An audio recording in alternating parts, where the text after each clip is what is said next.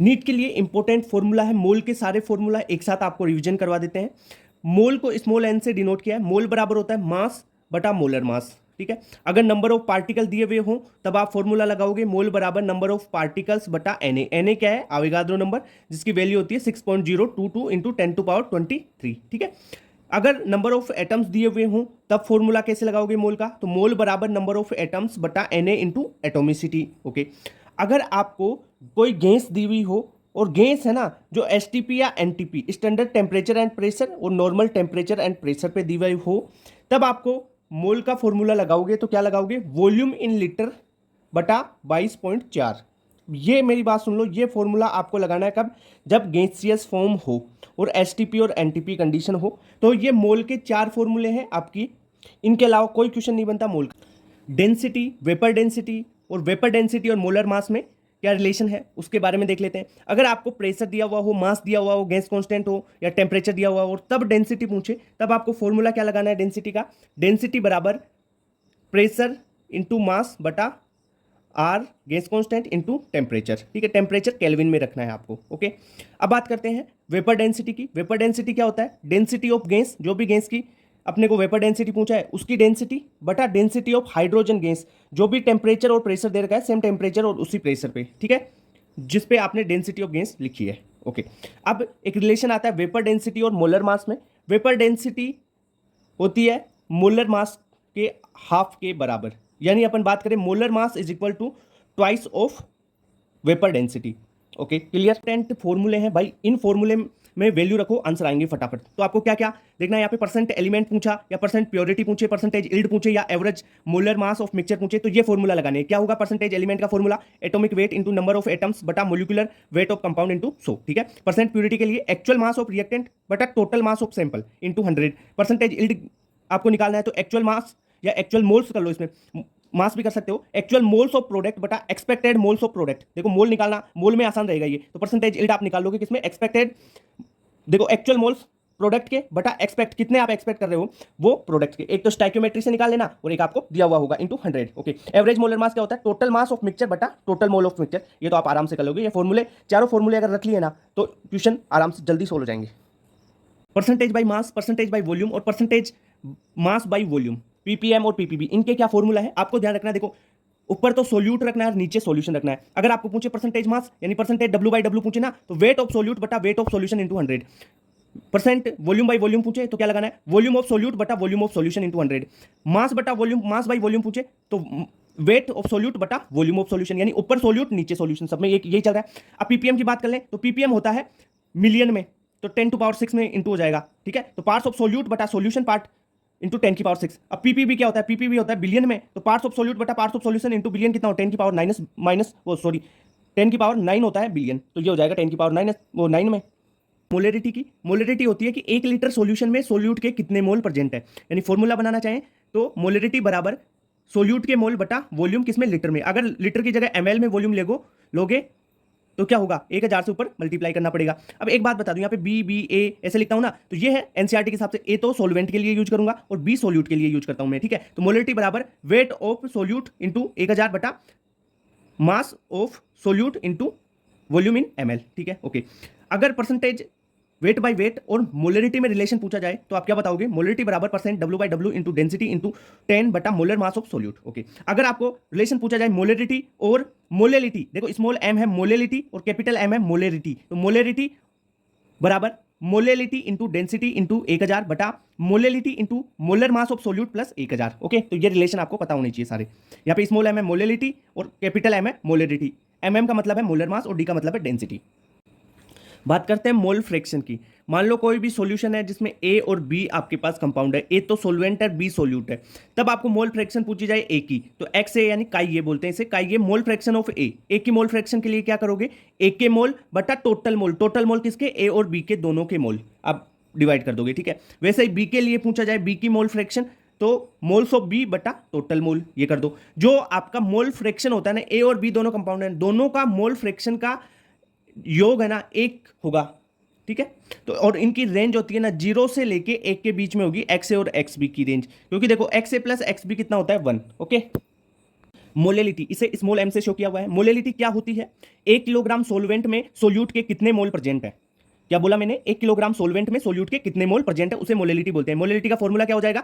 Moles of solute बटा weight of solvent. अगर kilogram में लेते हो तो आपको वेट ऑफ सोलवेंट लेना, अगर ये ग्राम में ले लोगे वेट ऑफ सोलवेंट तो ऊपर आपको 1000 से गुणा करना पड़ेगा। ठीक है, ये बात हो गई। अब इसको मोल है ना, मोल को आप क्या करो, वेट बटा मोलर मास ओपन करके इस फॉर्मूले में लिख दोगे तो क्या हो जाएगा? मोलेलिटी बराबर वेट ऑफ बी क्या है, सोल्यूट है, और ए सोलवेंट है। वेट ऑफ सोल्यूट इंटू 1000 बटा मोलर मास ऑफ क्या है, solute, into weight of solvent in gram. Okay, अगर मोलेलिटी और मोल फ्रैक्शन जो एक्स ए और एक्स बी है, क्या है, मोल फ्रैक्शन है, उसमें रिलेशन पूछा जाए आपको तो आप क्या लिखेंगे? मोलेलिटी बराबर एक्स बी इंटू 1000 बटा x A into M A. M A क्या है? मोलर मास ऑफ सोलवेंट है। ठीक है, ओके। मोलेलिटी और मोलेरिटी, देखो स्मॉल एम है मोलेलिटी, कैपिटल एम है मोलेरिटी, दोनों में रिलेशन पूछा जाए तो ये फॉर्मूला है। ओके, नॉर्मेलिटी क्या होती है? 1 लीटर सॉल्यूशन में कितने ग्राम इक्विवेलेंट है सोल्यूट के, किसके, ध्यान रखना, सोल्यूट के कितने ग्राम इक्विवेलेंट है 1 लीटर सॉल्यूशन में। तो इसके लिए फॉर्मूला जनरेट हो जाएगा नॉर्मेलिटी बराबर ग्राम इक्विवेलेंट ऑफ सोल्यूट बटा वॉल्यूम इन लीटर। अगर लीटर की जगह आप किस में लोगे, एमएल में लोगे तो ऊपर 1000 से मल्टीप्लाई करना पड़ेगा। अब आप देखो ग्राम इक्विवेलेंट स्मॉल ई से शो किया ना, ग्राम इक्विवेलेंट क्या होता है? वेट ऑफ सोल्यूट बटा equivalent wait. E capital E क्या है? Equivalent weight. और ये जो कैपिटल ई है ना, वो कैसे निकालोगे आप? वो निकालोगे मास बटा एन फैक्टर, मोलर मास बटा एन फैक्टर से आप निकालोगे। ठीक है, तो यहां पे इस फॉर्मूले को रखें, ई को यहां पे, तो आपके पास नया फॉर्मूला बन के आ जाएगा नॉर्मेलिटी का। क्या? बी क्या है? सोल्यूट है, और ए क्या है? सोलवेंट है। नॉर्मेलिटी बराबर weight of solute into N factor बटा molar mass of solute into volume in litre. ठीक है, नॉर्मेलिटी का एक और फॉर्मूला है, नॉर्मेलिटी बराबर मोलेरिटी, और नॉर्मेलिटी में रिलेशन है, ये ध्यान रखना, एन तो नॉर्मेलिटी, कैपिटल एम है मोलेरिटी, यहां पे ये क्या है? मोलेरिटी है, बड़ा इंटू एन फैक्टर, तो नॉर्मेलिटी बराबर हो गया। अगर परसेंटेज वेट बाय वेट पूछा जाए और नॉर्मेलिटी, दोनों में रिलेशन होता है, नॉर्मेलिटी बराबर percentage W by W into density into 10 बटा equivalent wait of solute. Redox में भी बहुत इंपॉर्टेंट है ग्राम इक्विवेलेंट, और मोल कॉन्सेप्ट में भी आता है, सॉल्यूशन चैप्टर में भी आएगा ये, तो इसके सारे फॉर्मूला एक साथ बता देता हूं। ग्राम इक्विवेलेंट स्मॉल ई से यहां पे डिनोट किया, कैपिटल ई को बोला है इक्विवेलेंट वेट। ठीक है, तो ग्राम इक्विवेलेंट बराबर होता है वेट बटा इक्विवेलेंट वेट। ग्राम इक्विवेलेंट बराबर normality into volume in litre. Gram equivalent बराबर मोल गुणा एन फैक्टर। ग्राम इक्विवेलेंट बराबर वेट बटा molar mass into N factor होता है। और ग्राम इक्विवेलेंट का लास्ट फॉर्मूला होता है, ग्राम इक्विवेलेंट और मोलरिटी में रिलेशन होता है, ग्राम इक्विवेलेंट बराबर molarity into N factor into volume in litre. Okay, stoichiometric coefficient relation in a chemical reaction, देखो बहुत इंपॉर्टेंट है, क्वेश्चन आते हैं इन पे, तो कैसे क्वेश्चन को सोल्व करोगे? स्टाइक्योमेट्री से। जैसे एक इक्वेशन दे दी 2H2 plus 1O2 is equal to 2H2 gas बन गया। इसमें देखो स्टाइक्योमेट्री देख लो आप, H2 इसके मतलब इसको आपने क्या किया, बैलेंस कर लिया रिएक्शन को, तब स्टाइक्योमेट्री क्या आ गई। यहाँ पे देखो स्टाइक्योमेट्री 2 है, यहाँ पे 1 है, और यहाँ पे 2 है, तो देखो 2 hydrogen, 2 mole of hydrogen and 1 mole of oxygen मिलकर क्या बना रहे हैं? 2 मोल ऑफ H2। तो 2 मोल इसके मिले और इसका 1 मोल मिला, तो इसके 2 मोल बन गए। ठीक है, अपन ये भी बोल सकते हैं मोल की जगह मॉलिक्यूल भी यूज कर सकते हैं, तो 2 मोल, जो 2 मॉलिक्यूल है H2 के, और एक मॉलिक्यूल है किसका? O2 का, मिलके 2 मॉलिक्यूल ऑफ H2 बना रखा है। ट्यूशन में कैसे दिया होता है? ट्यूशन में दे दिएगा वो कि H2 के 2 मोल है, तो H2O के कितने मोल बने? भाई इसके 2 मोल से तो इसके भी 2 मोल बनेंगे। स्टाइक्योमेट्री देख के आप सोल्व कर लोगे। लिमिटिंग रिएजेंट वाला केस है, वो भी बता दूंगा। अगर लीटर में पूछे तो वो सेम टेम्परेचर और गैस प्रेशर पे गैस के लिए लागू होता है, ये लीटर वाला फॉर्मूला वॉल्यूम का। ठीक है, तो ये अगर वॉल्यूम देखो ये आप, तो वो गैस के लिए और सेम टेम्परेचर एंड प्रेशर पे देखना। एवरेज एटॉमिक मास का फॉर्मूला, और इससे क्वेश्चन भी आया हुआ है, तो बता देता हूं उसका फॉर्मूला क्या होता है। एवरेज एटॉमिक मास बराबर percentage of each isotope into atomic mass of isotope, यानी जो भी आइसोटोप दे रखे होंगे आपको, उनका एवरेज एटॉमिक मास निकालना है, तो कैसे निकालोगे? पहले तो परसेंटेज लिखना उसकी, और उसके एटॉमिक मास से उसको गुणा कर देना। जितनी भी परसेंटेज दे रहे, समीशन का मतलब है जितनी बार भी दे रखा हो। एक बार दे रखा है, मान लो उसकी 90% और 10% दे रखा है, तो 90% इंटू उसका एटॉमिक मास प्लस 10% इंटू उसका एटॉमिक मास बटा 100। ओके, तो ऐसे एवरेज एटॉमिक मास आप फाइंड कर सकते हो। समीशन का मतलब है जितना भी दे रखा है, 10, 50, जो भी उसमें परसेंटेज दे रखी है, उसके अनुसार आपको सबको जोड़ लेना है। लिमिटिंग रिएजेंट से क्वेश्चन आता है। देखो लिमिटिंग रिएजेंट या तो आप ग्राम इक्विवेलेंट फाइंड करना सीख लो, या मैं एक ट्रिक बता देता हूं, उससे आप कर सकते हो। अगर किसी में ग्राम इक्विवेलेंट लिस्ट है, यानी सबसे कम ग्राम इक्विवेलेंट है, वो भी लिमिटिंग रिएजेंट होगा। अगर आप ग्राम इक्विवेलेंट नहीं निकालते, आपको टफ लगता है, तो आप मेरी बात सुनो, एक काम कर लो, आप मोल्स तो निकाल सकते हैं ना। मोल या दिए हुए होते हैं ज्यादातर तो मोल ट्यूशन में ही, तो नंबर ऑफ मोल बटा उसका स्टाइक्योमेट्री आप कर दो, स्टाइक्योमेट्री से मोल को भाग दे दो, और सबसे कम वाली वैल्यू आएगी ना जिसके लिए, वही लिमिटिंग रिएजेंट होगा। जैसे अपन रिएक्शन देख लो, 2A प्लस 3B से 4D बना, 2A के 6 मोल दे रखे हैं और B के 6 मोल दे रखे हैं, तो इसमें लिमिटिंग रिएजेंट बताओ, तो आप क्या करो, ये मोल दे रखे हैं ना, मोल बटा स्टाइक्योमेट्री इसका कितना है? 2। इसमें मोल 6 दे रखे हैं, स्टाइक्योमेट्री कितना है? इसमें 3 है, तो डिवाइड करो, यहाँ पे 3 आ गया और यहाँ पे आ गया 2। तो कम कौन सी, स्मॉलेस्ट वैल्यू कौन सी है, लोएस्ट वैल्यू कौन सी है? 2 की। तो यहाँ पे लिमिटिंग रिएजेंट कौन सा हो जाएगा? ये B हो जाएगा limiting reagent. Okay, mole concept में एक टाइप के क्वेश्चन आते हैं डाइल्यूशन पे। अगर किसी भी कोई भी कंपाउंड है उसमें उसको डाइल्यूट कर दिया, उसमें पानी मिला दिया, तो डाइल्यूशन में नंबर ऑफ मोल्स तो सेम रहेंगे ना। तो नंबर ऑफ मोल सेम रहेंगे तो नंबर ऑफ मोल क्या होते हैं, मोल बराबर मोलरिटी इंटू वॉल्यूम होता है ना। तो M1V1 बराबर M2V2 कर सकते हो आप, यानी पहले वाले के M उसकी मोलरिटी इंटू वॉल्यूम, और बाद डाइल्यूट करने के बाद में मोलरिटी और टोटल वॉल्यूम, यहां से आप फाइनल वॉल्यूम या मोलरिटी फाइनल निकाल सकते हैं। ठीक है, तो आपको डाइल्यूशन के केस में M1V1 बराबर M2V2 करना है। ओके, मिक्सचर का केस आता है, मोल कॉन्सेप्ट में क्वेश्चन आते हैं। अगर दो आपको सब्सटेंस दे रखे हैं और वो आपस में रिएक्ट नहीं कर रहे हैं, ऐसा मिक्सचर दे रखा है, तब आपको उसकी नॉर्मेलिटी उसकी मोलरिटी फाइंड करनी हो, तब क्या करोगे। देखो, जो रिएक्ट नहीं करे, यानी एसिड और एसिड का मिक्सचर दे दे या बेस और बेस का मिक्सचर दे दिया जाए, तभी तो वो रिएक्ट नहीं करेंगे एक दूसरे से। ठीक है, तो इसके लिए सबसे पहले आप क्या करोगे, जो एसिड एसिड दे रखा है या बेस बेस दे रखा है, जो भी दो सब्सटेंस या तीन सब्सटेंस दे रखे हैं, तीनों के ग्राम इक्विवेलेंट निकाल के उनको जोड़ लो, यानी टोटल ग्राम इक्विवेलेंट कर लेने हैं। जोड़ लिया ग्राम इक्विवेलेंट। अब नॉर्मेलिटी क्या होगी मिक्सचर की, टोटल ग्राम इक्विवेलेंट बटा जो बेस बेस या जितने भी सब्सटेंस दे रखे हैं उनका टोटल वॉल्यूम है ना, उससे डिवाइड कर दोगे तो नॉर्मेलिटी आपके पास आ जाएगी। ठीक है, नॉर्मेलिटी आ गई। अब आपको मोलरिटी निकालनी है, तो नॉर्मेलिटी बराबर नॉर्मेलिटी बटा n फैक्टर कर दो, तो आपके पास मोलरिटी आ जाएगी। ठीक है, तो इस प्रकार आप मिक्सचर वाले क्वेश्चन जो नॉट रिएक्टिंग होते हैं एक दूसरे के साथ, उनको सोल्व कर सकते हो। ओके, कुछ मिक्सचर ऐसे आते हैं जिनका नेचर सेम नहीं होता है, यानी वो एक दूसरे के साथ रिएक्ट कर जाते हैं। जैसे एसिड और बेस ले लें तो सोल्ट प्लस वाटर बन जाएगा, A+B ले लिया। मानो आपने एसिड के ग्राम इक्विवेलेंट ज्यादा लिए, एसिड ज्यादा लिया, एसिड ज्यादा ले लिया अपन ने। ठीक है, तो ऐसे क्वेश्चन को सोल्व कैसे करोगे, एसिड A ज्यादा ले लिया, B भी ज्यादा ले सकते हो। ज्यादा लोगे ना, उसमें से कम वाले को घटाना है उसके ग्राम इक्विवेलेंट, यानी एक ग्राम इक्विवेलेंट अपन ने ज्यादा लिए मान लिए, तो ग्राम इक्विवेलेंट बचेंगे एक जिसके ज्यादा लिए है ना उसके तो बचेंगे। तो ग्राम इक्विवेलेंट लेफ्ट बराबर ग्राम इक्विवेलेंट ऑफ A, जिसके ज्यादा लिए हैं उसमें से कम वाले को घटा देना है। अब जितने बचे हुए ग्राम इक्विवेलेंट है ना, ठीक है, वो ले लिए, उसमें टोटल वॉल्यूम का भाग दे दिया, ए और बी का जो टोटल वॉल्यूम था ना उसका भाग दे दिया, तो उसकी नॉर्मेलिटी आ जाएगी मिक्सचर की आपके पास। जो भी एसिड का बनेगा, ए के ज्यादा लिए हैं ग्राम इक्विवेलेंट तो एसिड का मिक्सचर बनेगा, बी के ग्राम इक्विवेलेंट ज्यादा लोगे तो बेस का मिक्सचर बनेगा। ठीक है, तो यहाँ पे अपने ए के ग्राम इक्विवेलेंट ज्यादा लिए तो एसिड का मिक्सचर बना। ठीक है, उसकी नॉर्मेलिटी कैसे आएगी, ग्राम इक्विवेलेंट जो बचे हुए हैं बटा टोटल वॉल्यूम, और मोलरिटी निकालनी है तो नॉर्मेलिटी ये वाली बटा n फैक्टर कर दोगे आप, तो आ जाएगा। ठीक है, तो ऐसे क्वेश्चनों को इस प्रकार सोल्व करते हैं अपन। कोई मिक्सचर है A+B का, अगर मिक्सचर नॉन रिएक्टिंग है तब आप उसके एक नॉर्मेलिटी मोलरिटी किस प्रकार निकालोगे, या रिएक्टिंग है तब उसकी मोलरिटी नॉर्मेलिटी कैसे निकालोगे। सबसे पहले आपको, अगर नॉट रिएक्टिंग है, दोनों आपस में रिएक्ट नहीं कर रहे हैं, तो दोनों के ग्राम इक्विवेलेंट जोड़ लेना है। ग्राम इक्विवेलेंट जोड़ लोगे तब क्या करना है, टोटल ग्राम इक्विवेलेंट बटा टोटल वॉल्यूम, A+B का टोटल वॉल्यूम कर दोगे तो नॉर्मेलिटी आ जाएगी। और नॉर्मेलिटी से आप मोलरिटी इस फॉर्मूले से निकाल सकते हो, नॉर्मेलिटी बराबर मोलरिटी इंटू n फैक्टर होता है। अगर मिक्सचर रिएक्टिंग हो, यानी एसिड प्लस बेस बराबर सोल्ट प्लस वाटर बन रहा हो, तब आप क्या करो, जिसके ग्राम इक्विवेलेंट सबसे कम होंगे वो लिमिटिंग रिएजेंट होगा। इसमें आपको क्या देखना है, जिसके ग्राम इक्विवेलेंट कम है और जिसके किसके ज्यादा है। जिसके ज्यादा है ना ग्राम इक्विवेलेंट, माना ग्राम इक्विवेलेंट ए के ज्यादा है, तो ए में से बी के ग्राम इक्विवेलेंट घटा दो, तो जो बचे हुए ग्राम इक्विवेलेंट है ना उनसे आपको काम करना पड़ेगा, तो नॉर्मेलिटी हो जाएगी बचे हुए ग्राम इक्विवेलेंट बटा टोटल वॉल्यूम। वॉल्यूम को घटाना नहीं है, वॉल्यूम तो जुड़ेगा, यहां पे भी जुड़ेगा, यहां पे भी जुड़ेगा, पर नॉट रिएक्टिव में तो टोटल ग्राम इक्विवेलेंट जुड़ जाएंगे और रिएक्टिंग में घट जाएंगे, टोटल ग्राम इक्विवेलेंट कम होंगे, यानी gram equivalent of A minus gram equivalent of B, यानी बचे हुए काम मिलेंगे। ओके, नीट में एक क्वेश्चन आता है कि जो कॉन्सेंट्रेशन टर्म्स होती है उन पर टेम्परेचर का क्या इफेक्ट होता है। तो अपन effect of temperature on concentration terms पे देखें, तो जिस भी कॉन्सेंट्रेशन टर्म में वॉल्यूम आ जाएगा ना, वो टेम्परेचर के साथ चेंज हो जाएगी। ओके, यानी वॉल्यूम टेम्परेचर के साथ चेंज होगा ही ना भाई। जैसे अपन बात करें, देखो परसेंट W/W में वॉल्यूम नहीं है, मोलरिटी में वॉल्यूम नहीं है, मोलर जो मोल फ्रैक्शन है उसमें भी वॉल्यूम नहीं है, तो ये तो टेम्परेचर के साथ चेंज नहीं होगी। और चेंज कौन सी होगी, जिसमें वॉल्यूम आ जाए, यानी percentage weight by volume, percentage mass by volume, ये हो गया। मोलरिटी हो जाएगा क्योंकि उसमें मोलरिटी में वॉल्यूम आ गया ना, मोल बटा वॉल्यूम, तो वो भी चेंज हो जाएगा।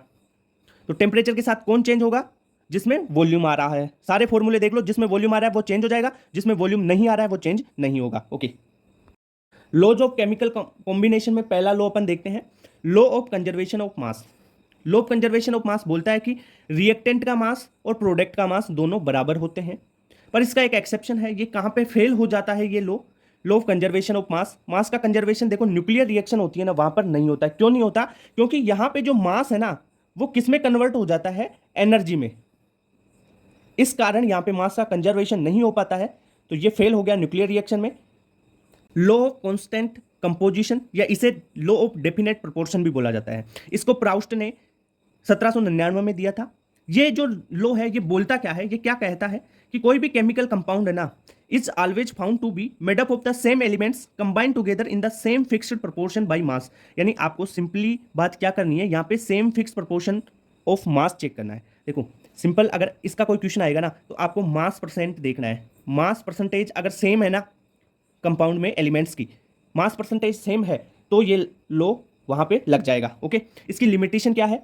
इसकी लिमिटेशन है ये लो आइसोटोप्स पे एप्लीकेबल नहीं है, और ये कुछ कंपाउंड जो ऑर्गेनिक कंपाउंड है उनका मास परसेंट सेम है बट वो कंपाउंड ही डिफरेंट हो जाते हैं, जैसे C2H6O, C2H5OH, CH3O, CH3, सबका मास परसेंट सेम है, पर देखो ये एल्कोहल हो गया, ये ईथर हो गया, तो ऐसे कंपाउंड ही चेंज हो गए, तो इनके लिए ये लागू नहीं होता है। लॉ ऑफ मल्टीपल प्रोपोर्शन, इसकी स्टेटमेंट क्या है? Two elements react to form two और more compound, then fix mass of one element and find mass of second element, it will form a simple ratio. यानी एक, मान लो आपके पास दो elements react कर रहे हैं, उनमें से एक का मास फिक्स कर दो और दूसरे का मास आप फाइंड करोगे ना, तो वो सिंपल रेशियो में आएगा। जैसे H2 और H2O2 है, यहाँ पे हाइड्रोजन का मास फिक्स करके ऑक्सीजन का मास अपन ने निकाला, तो ये देखो ऑक्सीजन ऑक्सीजन दोनों में, तो यहाँ पे 8:16 आ गया, तो 1:2 सिंपल रेशियो में। जैसे CO2 में कार्बन का मास फिक्स कर दिया, ऑक्सीजन ऑक्सीजन का निकाला, तो 1:2 आया। जैसे आप निकाल सकते हो NO, N2O, N2O3, ये N2O5, ये सब लॉ ऑफ मल्टीपल प्रोपोर्शन के एग्जांपल है। ये इसकी लिमिटेशन क्या है, कहां पे ये नहीं लगेगा? ये जो ऑर्गेनिक कंपाउंड है जनरली उनमें नहीं लगता है। कारण क्या है कि ये कैटेशन शो करते हैं, कैटेशन मतलब कार्बन से कार्बन जुड़ता जाएगा, तो इस प्रकार ये लागू नहीं होता है उन पे। दूसरी बात और किस पे लागू नहीं होगा, ये नॉन स्टाइकियोमेट्रिक जो कंपाउंड होते हैं ना उन पे भी लागू नहीं होता है। क्यों नहीं होता है? क्योंकि नॉन स्टाइकियोमेट्रिक जो कंपाउंड होते हैं उनकी अलग अलग डिफरेंट ऑक्सीडेशन स्टेट होती है। ओके, अब बात करते हैं अवोगाड्रो नियम की। अवोगाड्रो लॉ का सिंपली स्टेटमेंट बता देता हूं, उसके बाद में देखो क्वेश्चन कैसे करना है वो भी बता दूंगा। ये बोलता है कि at the same temperature and pressure the ratio of volume of gas is equal to the ratio of number of moles या नंबर ऑफ मोलिक्यूल्स, दोनों के बराबर हो जाएगा। उनके रेशियो के बराबर किसका रेशियो? वॉल्यूम का रेशियो। जैसे 2A + B गिव्स 2C, आपको रिएक्शन दे रखी है, यहाँ पे स्टाइकियोमेट्री से अपन ने बैलेंस कर लिया, कोई दिक्कत नहीं, आराम से हो गया। अब देखो इसके A के 2 मोल, यानी A के 2 मोल मिलके और B का 1 मोल मिलके C के 2 मोल बना रहे हैं। ओके, तो इसका अपन बात करें मोल के रेस्पेक्ट में, वॉल्यूम की बात कर लेना सेम टेम्परेचर और प्रेशर पे गैस के लिए, तो इसके 2 मोल है तो इसका 2 लीटर, इसके 1 मोल है तो इसका 1 लीटर, दोनों मिलके 2 लीटर आपके पास सी बना देंगे। तो जनरली ये बात ये कहता है। मोल्स की जगह आप मोलिक्यूल्स भी यूज कर सकते हो, पर एटम्स यूज नहीं करोगे क्योंकि अलग अलग जो कंपाउंड है उसकी एटोमिसिटी अलग अलग हो जाएगी। ओके, एम्पेरिकल फॉर्मूला निकालना, मोलिकुलर फॉर्मूला निकालना, इनसे क्वेश्चन आता है। देखो एम्पेरिकल फॉर्मूला होता है simplest ratio of all atoms, जितने भी एटम्स उनका सिंपलेस्ट रेशियो निकाल दें अपन तो वो एम्पेरिकल फॉर्मूला बन जाता है। कैसे निकालना है? अगर आपको क्वेश्चन दिया हुआ हो, क्वेश्चन में मास परसेंट दिया हुआ होगा, आपको क्या करना है, मास परसेंट को मोलर मास से डिवाइड कर देना है। मोलर मास से आप डिवाइड कर दोगे तब आपके पास कुछ वैल्यू आएगी, और उन वैल्यूज में देखना है सबसे छोटी वैल्यू कौन सी होगी। मास परसेंट देखो कार्बन की दर का है, ऑक्सीजन की दर का, हाइड्रोजन की दर का, सबको ले लो और सबके मोलर मास से डिवाइड कर दो। अब उनमें से देखो सबसे कम वैल्यू किसकी है, स्मॉलेस्ट वैल्यू, और जो स्मॉलेस्ट वैल्यू है ना उससे जो मास बटा मोलर मास निकाला है सबको डिवाइड कर दो एक वैल्यू से, तीनों चारों को जितने भी हैं उसको। तब आप क्या देखोगे, एक आपके पास नंबर आएंगे, ठीक है, जैसे 1 2 3 सिंपल रेशियो में आएंगे, उनको आप एम्पेरिकल फॉर्मूला अप्लाई कर सकते हो। जैसे कार्बन के लिए 1 आया, हाइड्रोजन के लिए 2, ऑक्सीजन के लिए 3, तो CH2O3 ऐसे हो जाएगा। ठीक है, अब बात करते हैं मोलिकुलर फॉर्मूला और एम्पेरिकल फॉर्मूला में क्या रिलेशन होगा। तो मोलिकुलर फॉर्मूला बराबर n इंटू एम्पेरिकल फॉर्मूला होता है। सर ये n क्या है? n होता है मास का रेशियो, मोलिकुलर फॉर्मूला का मास बटा एम्पेरिकल फॉर्मूला का मास। ठीक है, दोनों का रेशियो निकाल देंगे तो वो n की वैल्यू आ जाएगी। अगर आपको मोलिकुलर फॉर्मूला दिया हुआ है, एम्पेरिकल फॉर्मूला पूछे, तो आप मोलिकुलर फॉर्मूला का मास बटा एम्पेरिकल फॉर्मूला मास से n निकालो और n की वैल्यू यहाँ पे मल्टीप्लाई कर दोगे तो आ जाएगा। ओके।